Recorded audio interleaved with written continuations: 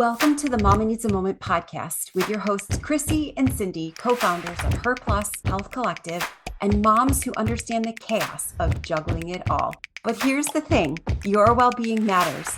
That's why we're on a mission to change the way moms take care of themselves.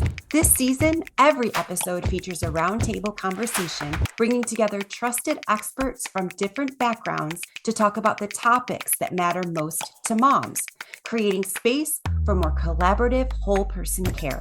These episodes are short, meaningful, and easy to fit into real life. You'll hear from our Her Plus expert providers sharing expert insight and real life tips you can use right away. Learn more about them in our free provider directory linked in the show notes. So take a deep breath, grab your coffee, and let's make these moments count. Welcome back to Mama Needs a Moment, and another very warm welcome to our Her Plus expert providers who are joining us for our discussion today on mom metabolism and what changes, what doesn't, and what you can do about it. Together, we are all striving to help moms understand what is actually within their control regarding their metabolism, what's normal, and what sustainable habits truly support long-term health and vitality. Before we begin, each expert will briefly introduce themselves and share their area of focus. This way, our listeners will be able to tell through the voice who is talking. And then I just wanted to make sure I mentioned that our podcast episodes are also available in video format on our YouTube channel. So if you'd like to see all of our experts and the energy we give as we're talking to each other, that's another option for everyone that's listening. Hey, everybody. My name is Kate Lehman, and I am a certified nurse midwife. I have been working here in the Triangle since 2009. In a variety of areas, home birth, birth center, and attending births in hospitals. And I recently started a practice called Mother Love Wellness after having observed some of the gaps in women's healthcare. I'm focusing on early pregnancy, less than 10 weeks gestation, the first postpartum year, and the perimenopause. I'm Abby DeVries. I'm a family physician and certified menopause practitioner. And I also recently opened my own practice. It's called Sabia Health. It's a direct primary care practice focused on women in midlife, located in Durham, but I can see anyone in North Carolina virtually. And so I'm actively recruiting for patients who are just looking for kind of full scope primary care or just need some help getting through menopause and perimenopause. I'm Catherine Andrew, and I'm a registered dietitian. I have been in practice for about 20 years and have a practice that works primarily with women. And we do comprehensive nutrition, whole body support where we focus on digestive health, hormone health, and metabolic health, and really love to support the nervous system above all else as it relates to nutrition and health in that way. I have recently, in the last few years, delved more into focusing specifically on women in perimenopause. So I work with women in that age group and love my work and love helping women navigate so much of the clutter that we see online. Hi, everyone. I'm Sarah Parise, founder of Great Days by Sarah. I'm an ACE-certified personal trainer going into my 21st year, which is crazy. So yes, I started when I was like 8 years old. And then I tagged on a perinatal wellness specialty when I found out I was pregnant. So I work with moms that are going through pregnancy or trying to get pregnant, and then through their whole journey of becoming moms, where we tend to fall to the bottom of the priority list. And I learned that the hard way as a mom. So now I work with moms in the physical, the mental, and emotional capacity of carving out 2% of the day for themselves so they can love the way they look and feel, have more energy and confidence. So in our last episode, we discussed that metabolism is dynamic. Once we understand that metabolism changes with our season of life, it opens the door to a bigger question about what actually influences it.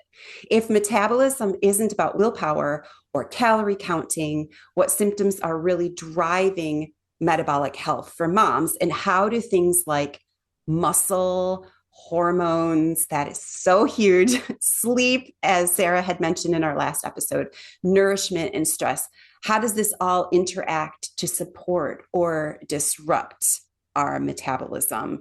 Right now in my stage of life, I am all in the hormones. So I'm really excited to dive into this question more with you all because I want to help moms understand when there could be something like a red flag. So, like Catherine, for example, you work a lot with hormones. When is there a red flag that hormones should be looked at more or nutrition needs to be looked at more? I mean, Abby could speak to the hormones as well, but red flags, I would say, is when some of these symptoms become disruptive to our life, right? Like that would be true for a lot of different specialties. But if someone is experiencing increasingly worse sleep, now Sarah has referenced already well that like sleep is something that tends to be an issue at many transitions in life, but certainly like sleep can be one where then if you're not sleeping well, you're not going to be processing glucose very well, and you're not going to be making hormones very efficiently. And guess what? You're also not going to want to connect with other people or be able to manage low progesterone anxiety, right? So it is going to seep into so many different areas that then also affect metabolism. So I think red flags would be things that really start to impact other areas of our life and other systems as well. I do think with metabolism, anytime we talk about it, we've got to think of it as this interconnected web of a lot of different systems, right? So there's digestive health, there's hormone health, there's nervous system support, there's blood sugar, and there's no one part that can be broken. And it's in and of itself, it's all going to affect other things. So when I see red flags are women that are pushing through symptoms that are very much interfering with their quality of life. And that's when we would be looking at supporting, figuring out where are some of those systems off and how do we support them better. Fatigue, which is always hard to tease out because there's so many other reasons to be tired, with the demands on your life and things like that. Changes in appetite, changes in bowel habits, mood, can be affected by hormones for sure. I think those would be the major things. I think a lot of times we find that the hormones, like on the lab panel, look perfectly normal. And I think people, want there to be like a thyroid problem because then we can treat that. And thyroid, although thyroid conditions are very common, most of the time when we check them, they're normal. The thing that I think is even more common and probably under-recognized in the traditional medical community is the insulin resistance that you see first with higher than average insulin levels with fasting glucose in the morning. And then, a hemoglobin A1C or your average blood sugar trending up over time in kind of that pre-diabetic range. And that's, I think, somewhat under-recognized, but actually largely silent. And then there's the hormone, the progesterone, estrogen, which is also hard to measure because it cycles. And so you kind of get a one point in time or one part of the day to know what that level is. And so it's always a challenge to kind of interpret the labs. And then cortisol is the other one that, again, generally, unless people have like a tumor or something, their cortisol level is normal, but that doesn't mean that it's appropriate. Their stress responses and kind of how they're managing stress are appropriate. And there are, a lot of symptoms that people have where they say, think their cortisol system is stressed, which it is, but it's not to the point where you see it in the labs. So those are kind of the major kind of hormone systems that we look at. And we always want to rule it out. Also want to kind of help support women to feel better, even if those are normal. Thank you so much for diving into that more. And I selfishly directed it towards hormones because that's where I'm sitting right now in my life. But I would like to open it up to the other systems that are really driving metabolic health for moms, such as muscle and sleep and nourishment, as well as the stress and how all of that interacts to support or disrupt it. So does anyone have more to add in those areas? I love to lean in on strength training. When people say, if I'm going to do something, what should I do? And I say it's strength training. And the simple fact is, you talk about like calories in, calories out, which I just read on Instagram the other day, a male trainer who was working with perimenopausal women is like, it's simple. You burn more than you take in, and that is your magic formula. And it's simply nowhere near the case, especially during times of change. But for the strength training part, muscles burn 3 times more calories than fat burns. So that alone will take care of some of that burn. But then you think about like everything else that goes along with it. Like my joints feel different running than they did in my 30s. And because I'm been strength training for most of my adult life, ebbing and flowing like most of us, but those joints are supported by stronger muscles. So I'm hoping the goal is, as I age, that fall risk will decrease, and injury, like just around the house, reaching for paper towels, will decrease, that I will have a muscle, like have muscles and train functionally, that can help through these periods of change, especially perimenopause. I work with mostly perimenopausal women or people that are just up against that line now, and they notice a huge difference in almost everything when they start incorporating strength training. And even if you've never done it, like, it doesn't need to be something you once did in your 20s and then you gave up while you became a mom and then you come back to it. I've worked with women in their 60s that are incorporating strength training that can stand the benefits of it and can feel it pretty quickly through a program of building that muscle, building that strength. Because you pair muscle and that nutrition piece together and balance out that insulin, and it is one of those magic formulas that can help you feel a lot better. Just to piggyback on what Sarah was describing, particularly in perimenopause, but at other phases of a woman's life, we cannot be site specific and target where we're going to lose fat, where we're going to lose weight. But what we can target are these large muscle groups, right? The largest muscle groups in the body, the quads, hamstrings, the glutes. And what we know is that the resting metabolic rate of muscle is so much higher and will burn calories. So if we really focus on those areas, building those muscles, you're going to work smarter. You're going to get more bang for your buck, and it's going to help with all those things: insulin resistance, your joint health, endorphins get released. So just, I think for women, almost at any age, but especially perimenopause, that strength training component is so important, and you'll get a lot more return with that investment. Yeah, I agree. And I think it's underemphasized, and I think that the shift is changing, that even, the moms who are listening in their 20s, 30s, if you are still in your childbearing years, and building muscle prior to a pregnancy can also help make sure that you don't have gestational diabetes, that the weight is easier to get off postpartum. And so I think, and you're kind of building your peak bone mass. And so Sarah's right, at any age you can start weight training, but the sooner you start it, the greater benefit you're going to see. So I wish I'd known that more. I think we talk about it a lot more. Even people can somewhat safely strength train in pregnancy, under the guidance of their doctors or midwife. Absolutely. And great for your pelvic floor also, building that pelvic floor strength and the pelvic floor recovery afterwards. Do you love our real, unfiltered conversations on motherhood? Help us keep them going. By becoming a patron, you're not just helping us keep the podcast going, you're fueling meaningful conversations, supporting moms, and helping us bring on even more incredible expert guests. Plus, you'll get access to exclusive perks like behind-the-scenes content, bonus episodes, and a deeper connection to our Her Health Collective community. Join us today and be part of something special, because every mom deserves a moment. Let's make sure we can keep creating them together. Dr. Abby, you touched on this a bit, but what are some key things that we could do to help our sleep? I know Sarah had mentioned she's struggling with sleep right now.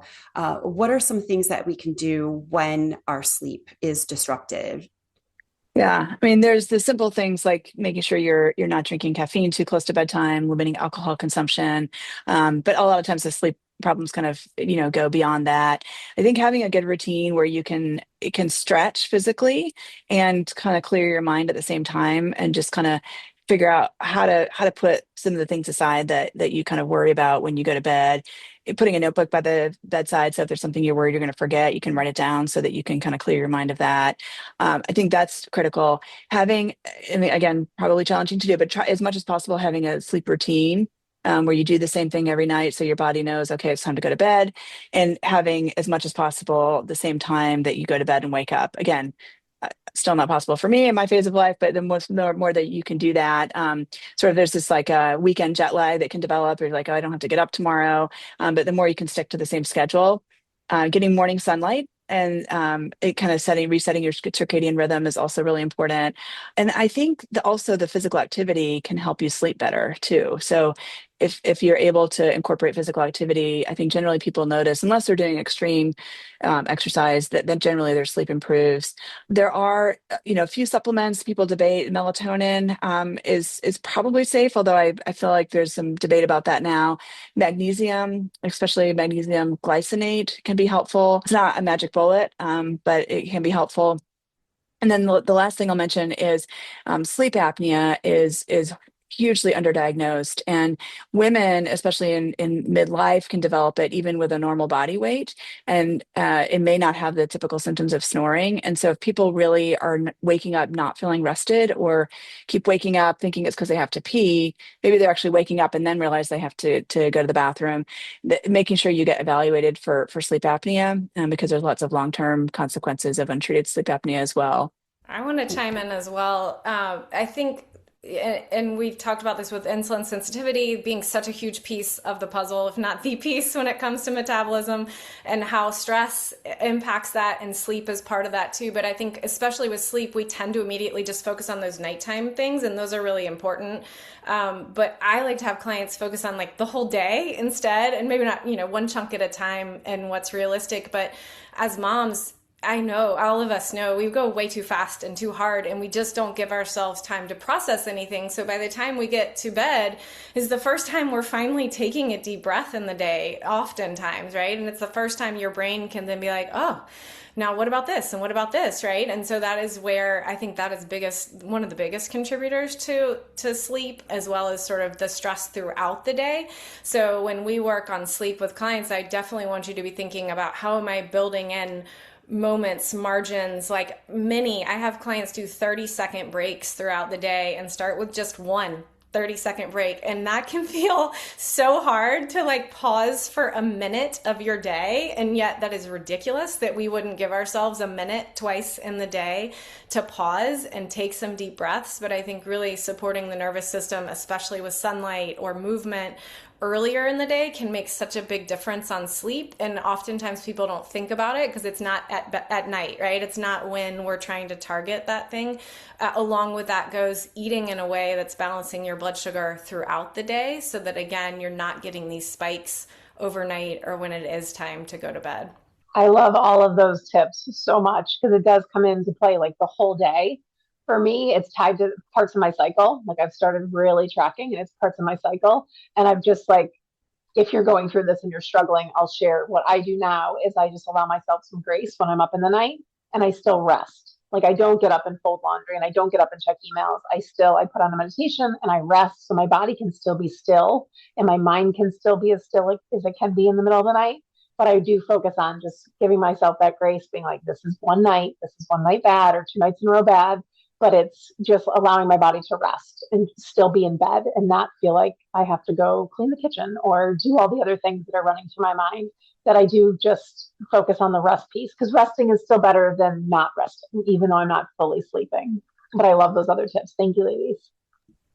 I'm going to hop in too and just mention progesterone, because you said where you are in your cycle, right? So working with someone like Abby or a physician to understand where your progesterone is, because replacing that at some point might make a huge difference on sleep and then impact so many other pieces of the puzzle for some women, or even just learning how to support your progesterone, whether it's by taking it or in another way, can make a huge difference on sleep. Yeah, for sure. Yeah, absolutely. So that's often the first hormone we start in perimenopause before estrogen. And some people only need it in certain parts of their cycle as well. So, and I'm sure Kate's had experience with this as well. But. Yeah, I was thinking the same thing. Estrogen gets a lot of hype as, the best thing in perimenopause. But I would say if it is a sleep disturbance, particularly that rumination where you're having trouble calming your mind, progesterone is always my go-to for that. Yeah. And one other thing I'll mention too, if people are really struggling, so cognitive behavioral therapy is a kind of a recognized, and if our mental health provider had been here today, she probably would have mentioned this. So there's a specific CBT for insomnia. It's called CBTI. And there are local providers who will kind of administer it, but there's also a free app put out by the VA that people can download and work through the modules. And it's actually the best evidence for insomnia, the best studied, better than medications. And then I would conversely caution against kind of sleep aids like Benadryl and even prescription medications, because they aren't really helping you get more restorative sleep. Some of them are habit forming and have more long-term complications. So I think, I prescribe them, not frequently, but I try to work with patients to do other things first, because they are not really improving your sleep. You're just helping you be asleep. Very interesting. Thank you so much. That was very, very interesting discussion. Come back for our next episode, where you can get more information from our HerPlus expert providers in this current roundtable discussion on the topic of metabolism. That's a wrap. You carved out a few moments just for yourself, and that's a big deal. We understand that time is limited, but we've got your back, which is why we keep these episodes short, sweet, and packed with goodness. Don't miss a thing. Hit the follow button so you're always the first to know when a new episode drops. If you had as much fun as we did, let us know by leaving a review. And remember to let other moms know that we're here doing motherhood alongside you. Grateful to share a few moments taking care of you.